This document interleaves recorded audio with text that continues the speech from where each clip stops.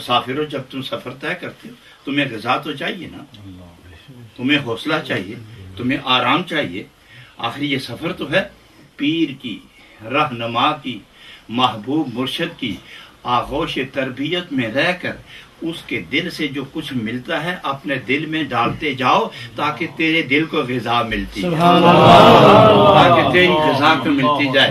اپنے محبوب مرشد کے قرب میں رہو، اپنے محبوب مرشد کی نگاہوں کے سامنے رہو اور اس کے دل سے جو تمہیں غذا ملتی جائے اپنے دل کے اندر ڈالتے چلے جاؤ تاکہ دل کو قوت ملے، جلا ملے، انوار ملے، قوت ملے، روحانیت ملے، شوق ملے اور عشق کی پرواز ملے. رو. اب اس کے بعد فرماتے اور جب تمہیں یہ غذا مل جائے رو، چلو پھر چلو. کہاں جانا ہے؟ عزت حاصل کرنے کے لیے، قبولیت حاصل کرنے کے لیے، در محبوب پر پہنچ کے محبوب کا دیدار کرنے کے لیے. تو جو عزت و اقبال تقسیم کرنے والے ہیں ان کی طرف جا تاکہ تمہیں بھی عزت ملے، اقبال ملے، جلال ملے، جمال ملے، کمال ملے، تمہیں لقاء ملے، تمہیں وصال ملے.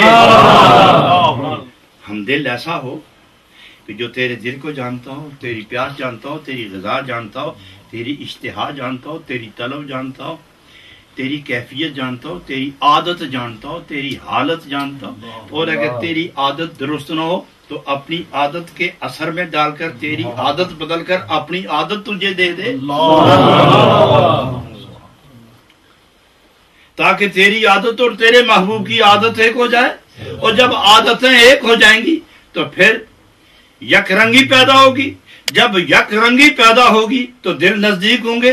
جب دل نزدیک ہو جائیں گے ہم رنگی اور یک رنگی کی بنا پر، جب دونوں دل نزدیک ہوں گے تو محبوب کے دل کی غذا تیرے دل کے اندر آ جائے گی.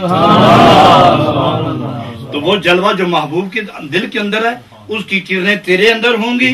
پھر وہ اقبال جو اسے ملا اس کا اثر تجھ پر آئے گا. وہ بھی صاحب اقبال ہے، تم بھی صاحب اقبال. صرف یہ ہے وہ کیفیت ایک سالک کے لیے.